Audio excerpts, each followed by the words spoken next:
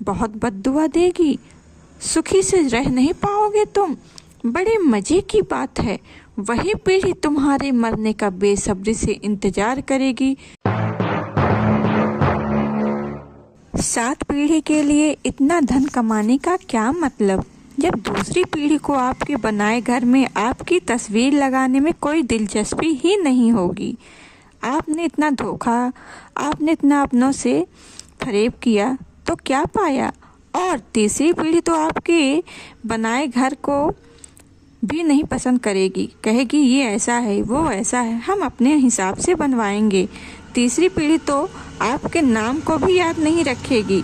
और इसी पीढ़ी के चक्कर में कभी भाई से धोखा, सभी अपनों से धोखा करते ही रहे हो।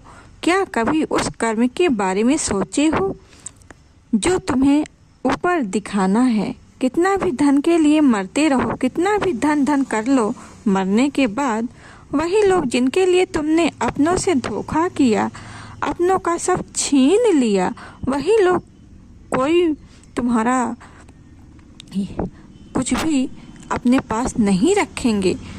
वही लोग जिनके लिए तुमने इतना सब कुछ किया, धोखा किया अपनों से, अपने सगे भाई से, वही लोग तुम्हारे निधन पर निधन लिख देंगे, कार्ड में लिखवाएंगे, छपवाएंगे और भंडारा खूब खाएंगे, खूब दूसरों को भी खिलाएंगे।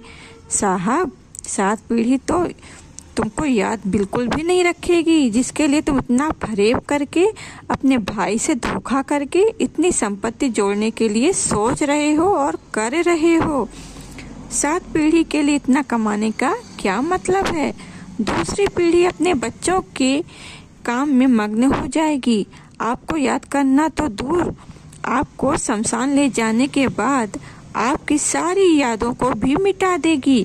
लोगों के मरने के बाद माना जाता है कि उसके सारे इस्तेमाल सामानों को भी हटा दो, और कई जगह हटा भी दिया जाता है। तीसरी पीढ़ी को तो तुम्हारी फोटो देखने की भी चाहत नहीं रहेगी। किसके लिए तुम मर रहे हो, किसके लिए तुम भाई का हक छीन कर अपना बना रहे हो।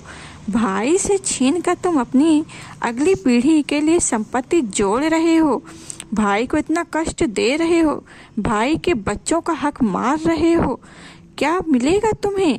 भाई के बच्चे तुम्हें बद्दुआ देंगे, भाई की पत्नी तुम्हें बहुत बद्दुआ देगी, सुखी से रह नहीं पाओगे तुम।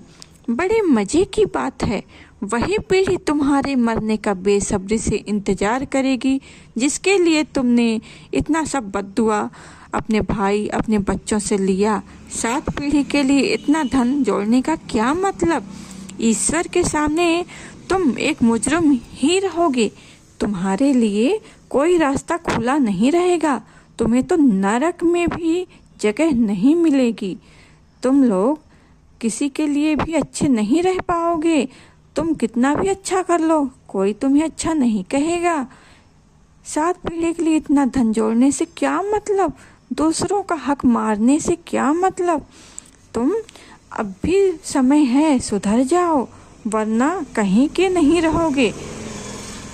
तुम्हारे मरने के बाद तुम्हारी सारी संपत्ति दूसरों के लिए तो रहेगी, और वो संपत्ति चूंकि दूसरों को कष्ट पहुंचाकर जोड़ी गई है, इसलिए वह संपत्ति तुम्हारे अपनों को भी सुखी नहीं रख पाएगी, तुम भी सुखी नहीं रह पाओगे। इसलिए संभल जाओ, सुधर जाओ, अब भी समय है। ईश्वर के सामने अपनी गलतियों का तुम पछतावा करो, प्रार्थना करो, माफ़ी मांगो, क्षमा मांगो।